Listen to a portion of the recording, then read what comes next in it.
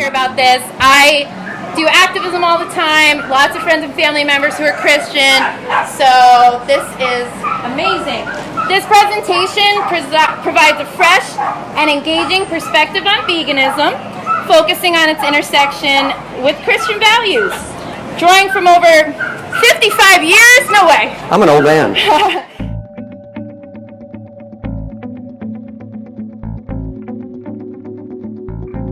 As a Christian and a decade of advocacy, and I've actually done activism with Stephen before in That's Vegas. how we met. Yeah. He equips animal rights activists with strategies to address biblical arguments often used to justify the consumption of animal products. And he emphasize teaching, not preaching, and foster open dialogue among people of all faiths, including agnostics and atheists, encouraging compassion-driven choices. Big round of applause for Stephen August. And the crowd goes mild. It's so good to see you guys. Good morning. Like she said, my name is Steve August. I am from Las Vegas. I wrote a book a while back called Vegans versus the Verses. You can see it right here. I'll be selling it in my booth over there. I've come from Las Vegas. I'm an entertainer where I made my living doing a lot of unusual things. Okay, I was a fire eater. I bounced burning barbecue grills on my face on the David Letterman show and on Jay Leno. I juggled bowling balls and chainsaws around the world. That is how I earned my living, doing stuff that's unusual. Also, aside from that, I also did a reptile rescue. I own reptilerescue.com. We put an end to that back after COVID because, well, things just slowed down. Since then, once we closed the doors in COVID, it's been the last couple of years, we've adopted all the animals out. And for the first time in my life, I no longer have a snake that I'm rescuing. It's kind of nice. But that's what I do. So let me go on to here. I am unusual in more ways because I'm a vegan. Now, not just the way I earn a living, I'm unusual because I'm a vegan. Now, you're going to say, hey, Steve, we're at VegFest, all right? There isn't, you could throw an apple over your head and it's going to land on a vegan someplace. But that's not true around the world. When we look at the entire United States, we got over 300 million people. All right? Out of those 300 million people, they say that only about 2% are vegan. So that makes me unusual, but there's still something else about me that makes it a little bit more unusual, okay? And that is, I'm an activist. And like Shannon said, that means I am active in my vegan work, which means I am out there doing stuff. When you go to a slaughterhouse and you see those crazy guys laying in front of the truck so they can't get in and get slaughtered, I'm that idiot. Okay? But again, at my age now, I'm 63. I'm done with that. I'll let the younger activists take over with that stuff. I'm kind of, time for me to move on, and this is more of what I'm doing now. But that in itself makes me unusual because out of the 2%, only about 1% of vegans are activists. Not 1% of the 100%, but only 1% of that 2%. So we're talking about that much. But wait, there's more. And Shannon went over a little bit, and you and I were talking about a little bit earlier, is that I am a Christian vegan.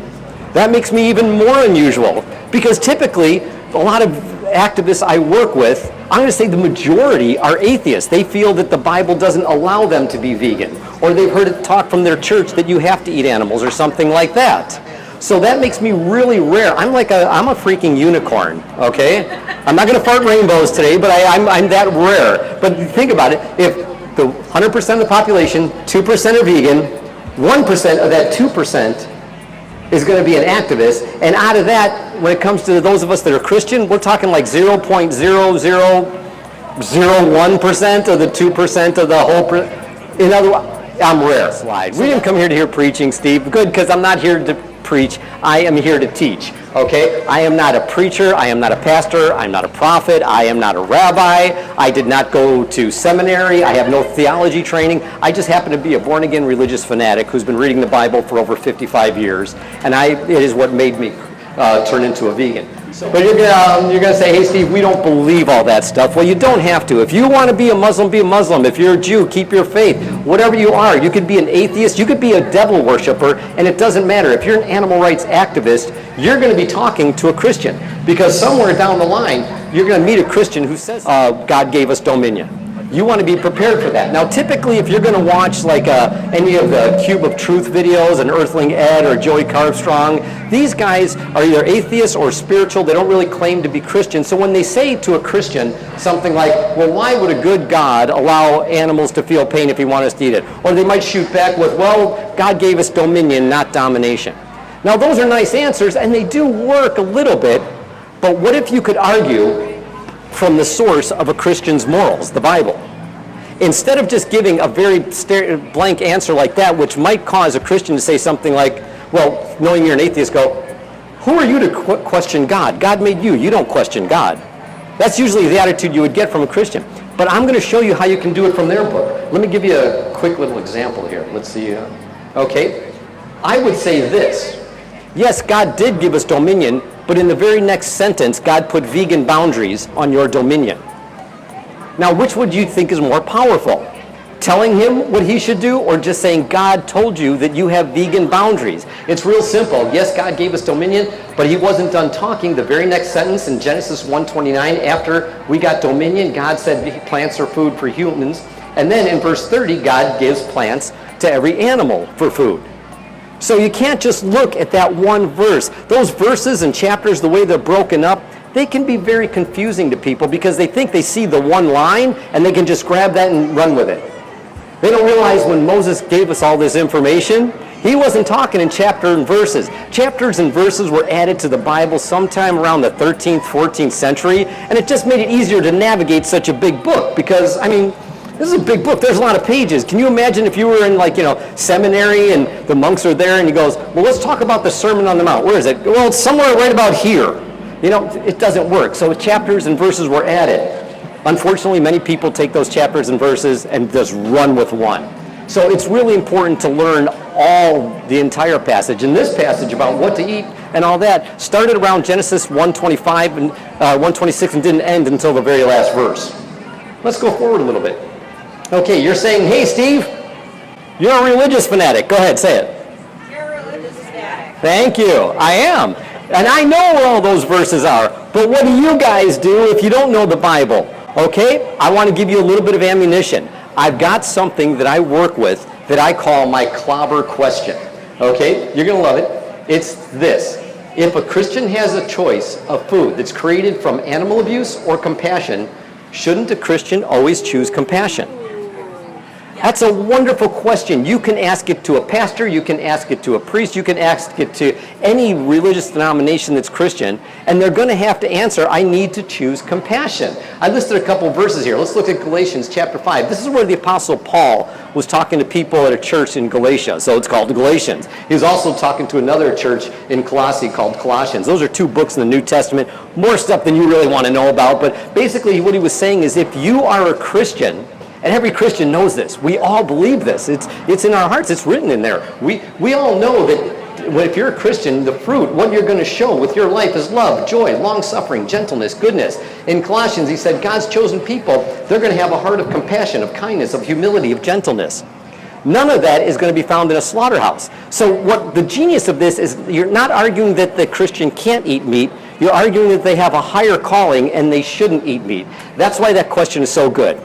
You can get into later on arguing more deeper subjects, but if you just want to do something that's going to be a hit and run kind of thing, like if you're doing a cube of truth, or you met somebody at work and you just want to do something quick, one sentence like that, one question like that is good.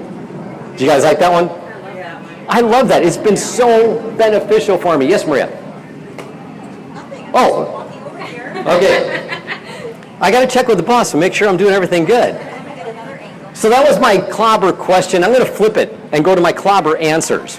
A lot of people, at times, people say, why, how do you get all these Christian conversations going? Because I do it with the way I answer my questions. Because I love making my arguments in regards to Christianity. Because that's what made me go vegan. Okay, it may not be for you, but this is what allows me also to practice the things that I'm teaching you about. So like somebody might say something to me like, hey, why are you vegan? I don't say, well, because it's better for the environment, or I don't want to hurt animals or anything. I just say, I don't believe God wants me to eat anything produced from animal abuse. Now, do you hear what that does? If I was to say that to just an average Christian, you like that? Yeah, I love Yeah, that. because all they're doing now is the argument isn't between me and the meat eater, the argument is now between what the meat eater is doing and his commitment to God. He knows he should not eat products from animal abuse. He knows he should not eat products that are made from, there's no kids, sexual molestation of animals. He knows that he should not be eating those products at all, and this makes him face that he is, and he's not being true. Again, the genius of that answer is it doesn't argue they can't, it argues that they shouldn't. Right. Okay, nobody likes to be told, you can't do this. This just argues you shouldn't. You made a commitment to God. You gave your life to Christ. Christ should be obvious in your walk every day. That people should see love, mercy, and compassion. That's why I also use this other verse. There's a whole bunch of verses in the Bible I could pull out with, but I'm just bringing a few for you guys to work with. And, I'll get to that in a little bit. But that was on the last one. Yeah, that was on this one, on Luke. When Luke quotes Jesus, he says, be merciful as your Father is merciful. That's another one of those that doesn't argue you can't eat meat. It's just that when you have the opportunity, shouldn't you extend mercy? Okay, mercy is great because it's one of those things you voluntarily do. Again, it lets the meat eater have his God-given right to eat meat, but it makes him say, I can't. I went too fast over that one. Let's go back. Another one, when they say, why don't you eat meat? I go, because I'm a Christian. I do that when I know they're Christians because I just love messing with them. Okay? And they go, what do you mean? I'm a Christian and I eat meat. And then I go back to my original thing. Can a Christian eat food products made from molestation, abuse, or violence? Especially when we have a choice not to. Now, sometimes they might come back, well, Jesus did. I go, if I was walking with Jesus and his 12 buddies along the shores of Galilee, and I was dirt broke and I had no money in my pocket, we know they had no money, and the only thing to eat was fish, I don't think I'd be having this conversation. But we're not. You're going to leave VegFest, or these people that I'm talking to, when I go to churches and I give these talks, they're going to get in their car, and in 2 minutes, they're going to be in front of a grocery store with food from around the world that Jesus and the apostles and the first century Palestine Christians didn't have any access to whatsoever. So what they did, we can't judge our actions by what they did. We have to judge it by what we currently have available to us. So that's why these questions work good. I also go into, can you eat this? Yes, I can, but I choose not to because I believe God doesn't want me to eat anything produced from animal abuse. You get the idea. We're making the issue about animal abuse, their moral commitment to mercy and compassion. Let's go a little bit farther. What's my next one? Hey, Steve, we get it. Animal abuse is a sin. But humane farming is not animal abuse. Farming is not animal abuse. Chapter 1. This might be the part where if I sound a little bit preachy, just wave your hands, throw your shoe at me or something like that. I don't want to go there. I want to try and teach you without sounding like, but anytime anybody stands up in front of a room and holds a Bible, it's like, oh, this dude's a preacher. Yeah. You know, or especially if I say thee and thou. You know, they're going to say he's do I look like a preacher? I'm a hippie juggler from Vegas. I'm just here to teach you some stuff that's beneficial to you, because if you're an activist, 2/3 of the country is going to be Christian that you're talking to. So 2 out of every 3 people you're talking veganism to, this is going to clobber them. All right, so let's go to Genesis chapter 1. Genesis chapter 1, and God said it was groovy. Yes. Okay, determine what animal abuse is. We just have to look at Genesis chapter 1. Everything is in there that we need. Okay, and through 1 through 10, God made the sun. Even atheists know that first line. In the beginning, God created heaven and earth. Okay, we got God in the first 10 verses making everything. All right, verse 12. Oh, and when he made everything, God saw that it was good. God had a tagline. I like that. He repeats this. It's kind of fun. And God said it was good. Verse 12. God made the grass, the trees, the fruit, and what? God saw that it was good. Now we get into the next one. 17 and 18. God made the sun, so we've got day and night going on. And again, God saw that it was good. Then we get down to verse 21. God made the animals that swim in the water, winged birds that fly in the air, and again, God saw that it was good. Okay? Verse 25. God made the beasts, the cattle, the things that creep on the ground, and God saw that it was good. I'm going to get to, it's a very short verse. Then we get to verse 27. God made man, but no, he didn't do his tagline. He did not say it was good. He just said he made man. Okay, that was it. Then we get into verses 29 and 30, where God basically told everybody to be plant-based. He says it twice. Did I lose my microphone? Oh, yeah, I guess I did. All right, God says it twice. You guys are close enough to hear me regardless, right? So twice he says it. In verse 29, he says plants will be your food. And then in verse 30, God doubles down on that. He says that for the animals, plants will also be their food. So here we got God creating everything and giving vegan orders on everything he created. Remember, this is the Garden of Eden. There was no death in the Garden of Eden. Nothing was killing anything. Nothing was running and hiding for their lives. There was death. This is Genesis chapter 1 over here. Then we got Genesis chapter 2. No death happens in the Bible until Genesis chapter 3 when Adam sins and allows death and sin to enter the world. That's a real important thing. Christians all know that one, right? You guys know that one. Yeah. All right. So we got a place that's totally 100% vegan. And finally, after God made all that stuff, made people, and it's like he had a cosmic checklist. It was like cows, check, birds, check, fish, check, humans, yeah, not so good. Okay, we'll hold off on that. But then once he got everything all put together, he ended it by saying it was good. No, he said it was very good. It took animals and humans and veganism all combined for God to put his seal of approval and say it was very good. I doubt that anybody's ever heard that taught in a Sunday school. Am I right? But when you look at it through compassionate eyes, this is the only logical way you can come out of it. I wonder why when I talk to pastors, they argue against it. I go, you're arguing against compassion. You're arguing in favor for animal abuse. How do you get that from these verses? I see a God who's doing nothing but creating, killing nothing, and saying it's good with every time he gives life. You want to take away life? When it wasn't even God's original blueprint? All right, so God's blueprint, just to go over one more time, his for creation was be fruitful and multiply. Really, if you think about it, in the Garden of Eden, we only had 3 rules. Be fruitful and multiply, take care of the land, and eat plants. I mean, think about it. God just created the entire flipping universe, and he felt it was important enough to talk about veganism twice.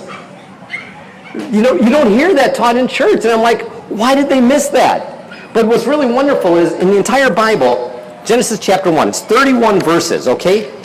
This is it. It's one page. It's just one page where God has the earth the way he wants it. Then, like I said, Genesis chapter 3, sin enters the world. Everything goes down the toilet from there. And then the rest of the entire Bible, from Genesis all the way down to Revelation, God's trying to get everything back to the way he wanted it, which was vegan. What do you think so far? Good stuff? Usable stuff for you? You're hiding in back. Usable stuff for you? Okay, great. Let's go on to my next slide. What do we got here? Okay, so how does this fit into animal abuse? Okay, I'm going to look over here on my little screen. It says, I'm going to tell you like this. If God gave animals wings to fly, then denying an animal the ability to fly would be cruelty. If God gave animals legs to run, then denying that animal the ability to use those legs and run would be cruelty. God made some animals that like to lay in the sun. If we cage those animals and deny them the ability to lay in the sun, that would be cruelty. That would be abusive. I mean, God made some animals to run in a pack like wolves. They love the companionship and interaction with their own species. Other animals, they're very solitary. God made them that way. Some animals, like to dig in the dirt. Pardon? Killer whales. Killer whale, there you go.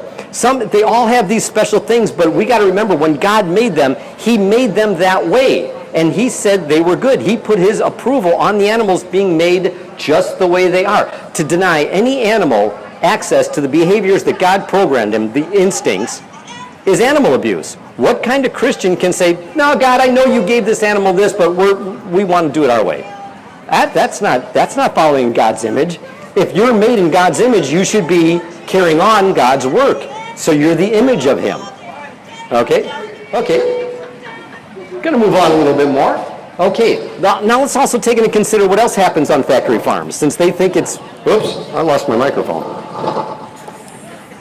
Your hair is causing static. But it's so fluffy. I don't know how you did that with this humidity. I had to put mine up. I have so much hairspray on. It's like, boing! This is like, you wear a hat. At 63, I'm just happy I have hair. Factory farms, how can they be godly? If animals are genetically modified, it's like saying, hey, God, I'm going to fix your design. When God made animals, he made them the way they want them to be. If we're adding chemicals to make them grow faster, it's like saying, God, you didn't make this animal grow fast enough for me. I'm going to get involved. No, God said it was perfect just the way they were. I mean, think about it. cut short the lifespan. If God gave a cow a 20, 25-year lifespan, are we living in God's image if we cut that life down to a year and a half? Or maybe 4 if it's a dairy cow? We are getting in the way of God's plans for the animals. No Christian can really do that if they're going to stay true to living in the Spirit, to being God's image on earth. So when they say they're made in God's image, like, are you in His image if you're really doing all this stuff? Let's go to the next one.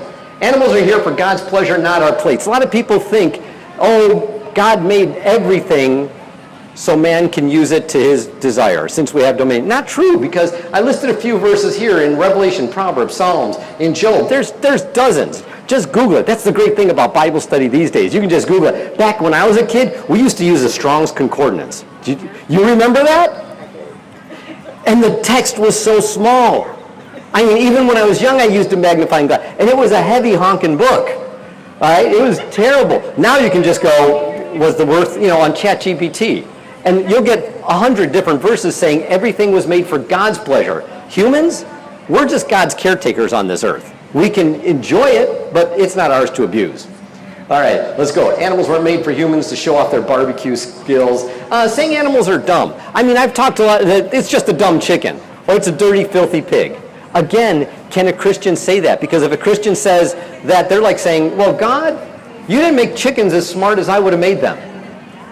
Or if dirty, filthy pig. Well, God, you didn't make pigs as smart as I would have made them. I mean, can we really do it? If God gets a kick out of watching a pig roll in the mud, that's God's prerogative. I mean, I kind of think it's funny, too. I look at it, I go, look at that pig. I don't think he's dumb and filthy. I'm like, that's funny. It's like seeing a kitten play with a ball of yarn. You think it's cute and adorable. All right, so let's get to conclusion of Genesis chapter 1.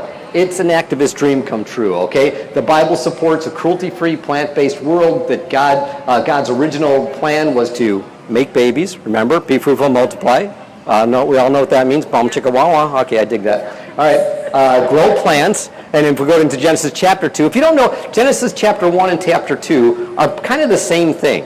Genesis chapter 1 all the way up to chapter 2, verse 4 is the first telling of creation. And then chapter 2 starts a retelling of the creation, but it gives a little bit more detail. So really 1 and 2 are all of creation. You kind of blend them together. All right? So, but again, it says grow plants. Adam's job in Genesis chapter 2 was to till the garden. God said, your job is to take care of the garden, which means you think we're hunters or gatherers? God answered the questions in Genesis 2. We're gatherers. We were never meant to eat animals from God's original plan. And then love animals, which is kind of fun because the animals weren't supposed to care for the garden. That was Adam's job. So what was Adam doing? He was caring for a garden that was to feed the animals. So our job is not to eat the animals. Our job is to feed the animals. I always like doing that one. That one's kind of iffy, but I kind of enjoy saying that. All right. Let's see. Genesis, it's not biblical. I think Genesis chapter 1 is vegan gold. If I could encourage anybody, even if you're an atheist and you don't believe the Bible, or if you're a Muslim, Muslims it's an Abrahamic religion, they use the Bible. But the point is, if you're going to do any kind of animal rights activism, 2/3 of the people you talk to are going to be Christian. So you may as well, if you're going to do it, get yourself armed. You don't have to agree with it. You don't have to believe anything that's in the Bible if you don't want to. I do. I'm a religious fan. I'm a born-again, Bible-thumping freak. I've been like this since I was 6 years old. All right? I'm sold out the whole route, completely born again. But that doesn't mean you got to be. All right? Just learn. If you don't like it, it's like learning the lyrics to a song you hate. It doesn't mean you're going to go out and buy the record. It doesn't mean you're committing to the song. You're just like, yeah, I hear the song all the time. I know that. If you can just learn these 31 verses, you can see how much vegan ammunition there is in there for you to use. And you don't believe it. But the person you're talking to, if they're a Christian like me, we believe it. So why? Oh, yeah, sure.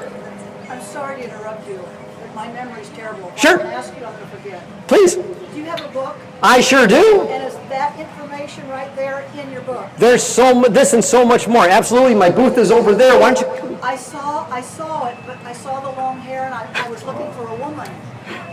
If you didn't hear that, she said she saw the long hair picture in my booth, and she was looking for a woman. That's me. I came over here because I want to buy one of your books. I want you to. But I don't see any here. I have a booth over there, and I'll be selling them. It's got a blue cover. Yes. Does it have blue cover, Maria? Yeah. Yeah. So, Okay. Definitely. I'm just doing a brief presentation here where I can do a little bit of Q&A with some people. I'll be here until they close today. I'll be here all day. I'll be looking for you. I want your book. I'll be looking for you. Okay. I'm sorry. What's your name? I'm really very sorry that I was rude and did that to him. Don't worry. Oh, gosh, don't worry. Do I look like I'd get upset by that? Oh, man, I get people throwing beer cans at me when I do this stuff, so you're very nice. Don't worry. Where was I? I don't even remember where I was now, but that's okay. Okay, I was saying if I could get you guys to commit to at least learning that much of the Bible, even if you don't agree with it or believe it, that's going to help you in your vegan activism so much. Because I'm going to say more than half, probably more than 3/4 of the arguments I have with Christians can be answered just by knowing Genesis and what God's original intention for our life was. So you're probably saying, Steve, you've been talking a lot and you've got questions like her. So this is my book right here. As I said, I'll be selling it over there. I have a sponsor that pays for a lot of my stuff to come down here. Guac Bottom, the best Nacho Bliss cheese. It's a powder. You mix it with a little bit of lemon. Bang it. You'll love it. You'll love it. Come by my booth and at least... Yeah, well, you know, it's because I like to do this, but, you know, it's not always about trying to make money. But the book sales does allow me to go to nice vegan festivals and get some vegan junk food. Yeah. I love that part. At home, I eat so healthy. I do. But when I go out, because I hate cooking. At home, it's just like I will take those, you know, those plastic bins you get of all greens? I throw in a hand of blueberries and some walnuts. I'm like, that's my dinner. I hate cooking. Peanut butter sandwich is too much cooking for me. So when I'm a baker, so I'm in the kitchen all the time. I love cooking and baking. What'd you bring me? Sorry. It's the first time I met you, so. Well, you got me now. All right, I got some time here. The next speaker isn't here, so I'm going to hang out. I'm going to answer questions. You had that question. Did I go over anything? Because I tried to talk fast because I'm squeezing in a whole bunch of stuff.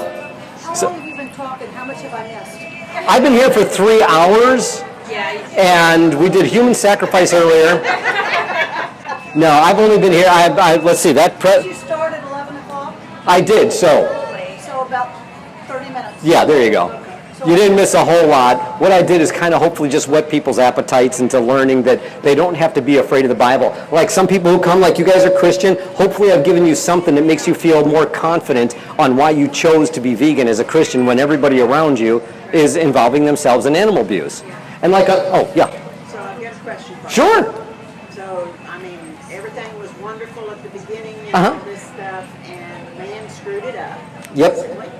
So, how do you talk to people about how they say what God expected at the sacrifices of Okay. animals? The sacrifices of animals, that's wonderful, but this is kind of a lengthy study, so I'm going to kind of give you a brief version. If we want to go further, stop by my booth, but I think we got time. Okay, Leviticus is when those animal sacrifices taught. Here's the thing. Moses wrote the first 5 books of the Bible, Genesis, Exodus, Leviticus, Numbers, Deuteronomy. They're called the Torah. That means instruction. Okay, so who was he instructing? We need to learn the who, what, when, where, and why of everything to understand. Because if we apply our current understanding to something, we'll get screwed up. Moses just got all these Israel, the Jews, the Hebrews, free from 400 plus years of slavery under Pharaoh. They were already doing animal sacrifices, weren't they? You see, animal sacrifices were never ordered by God. Right. Okay, it doesn't start. So remember, we got Moses. People, you know, there wasn't a Clark Kent kind of reporter writing down what happened in the Garden of Eden with, you know, this Cain and Abel, and then Noah, and then we get to Moses. Okay, it wasn't like that. Moses is looking back at what happened and giving a report to these slaves who didn't know anything. They believed the Egyptian gods of their time. They had gods for the sun, gods for the moon, gods for the harvest, gods for, you know, burping. They had gods for everything. And they did sacrifices to them. They were not willing to give up their system of sacrifice. All they knew was sacrifice. So if Moses would have came down from the mountain and said, all right, you guys who are sacrificing your children and your wives and burying humans alive and cutting, all that stuff you were doing, that was a bunch of garbage, okay? I'm the only one who talked to this God, and I got the new message that you're not supposed to do sacrifice at all. They would have shot him on the spot.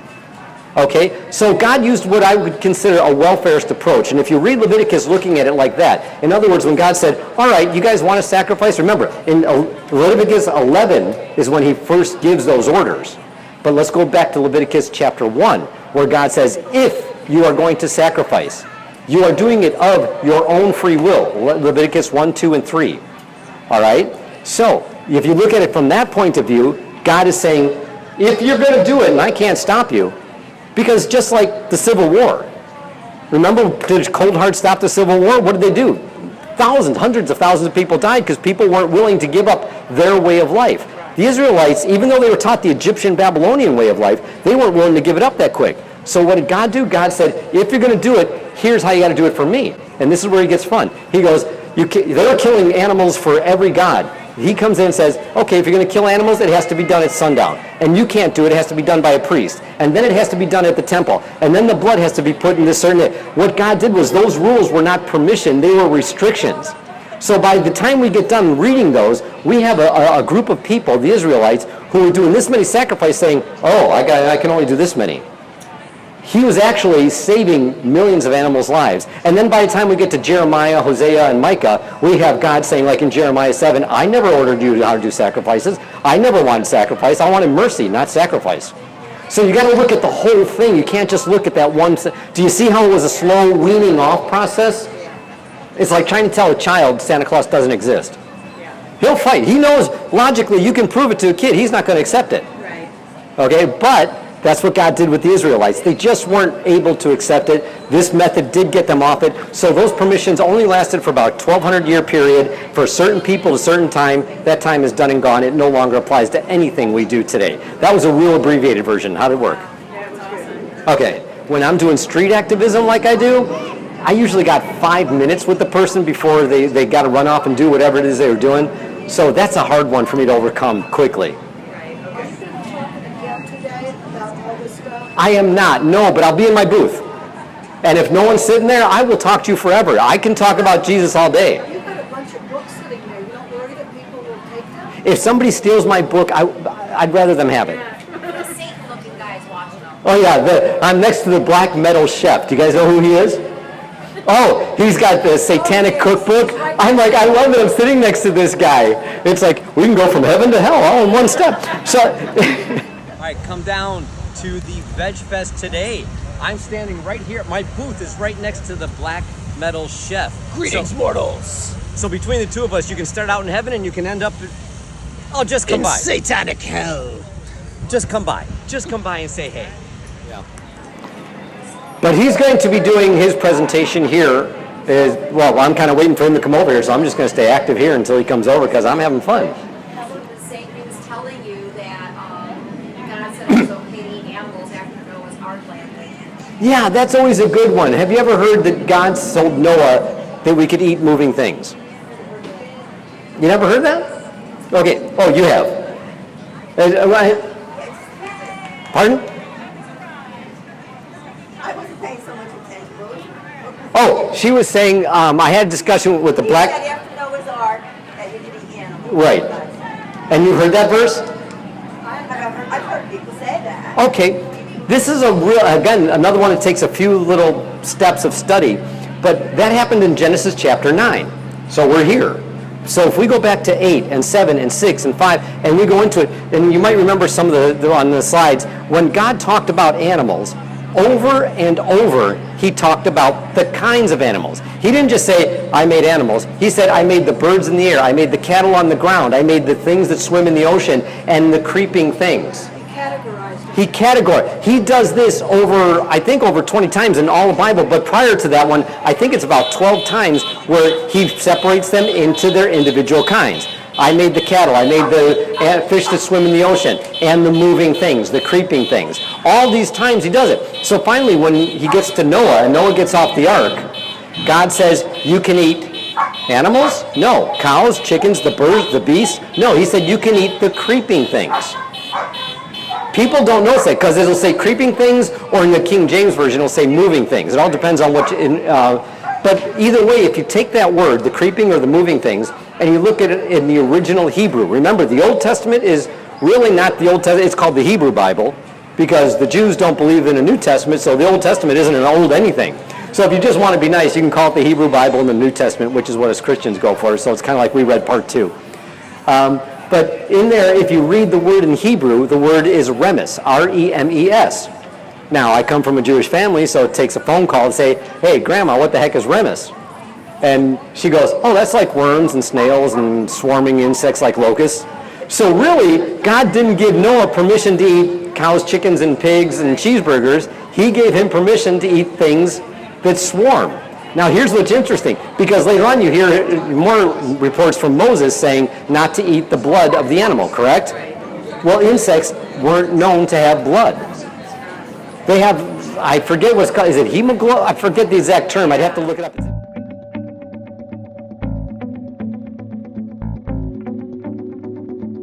Escapes my mind right now, but they have something other than blood like humans and animals do. So it's a really great, good, it's like an 80% vegan win. Because, you know, he's still saying we can eat bugs, but at a time when there was limited food on the earth, possibly that might have been the way around. And again, it's a choice. Remember, we can still go back to Leviticus where it was all choice, if you choose to. You can't just take that one verse, read the whole thing, read all the instruction. So yeah, that was fun. Scripture in context with the whole Bible. You do. Because if you were to apply some of that, like, I give this one example, words change. You know, if it was 1950, and I said I went to the store to buy a TV, and the clerk swiped my credit card, so I called the police. That would be normal, because in the 1950s, swiping meant stealing. If somebody swiped your credit, but now with magnetic strips, you say swipe, it means a totally different thing. So to get a proper understanding, you got to think of, well, when Moses was talking to these slaves, what did he mean? How did they understand it? They would have understood it much differently than we understand it today. So yeah. So we really have to kind of take ourselves back to the time when it was written. Yeah. Now, I use, in my book, I say learning the 5 W's. This is how I came across this. This was like mind-blowing, a Superman cartoon. All right, Superman, Clark Kent, goes into the Daily Planet.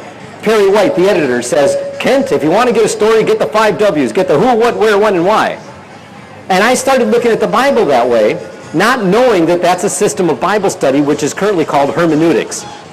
Okay, but it teaches you to look at the story from the way the people who were telling it meant it, from the way the people who heard it, the way they understood it, taking into consideration the culture, taking into consideration the political climate, the sexual mores of the time. All these things taken into consideration is totally different than the way we see it today.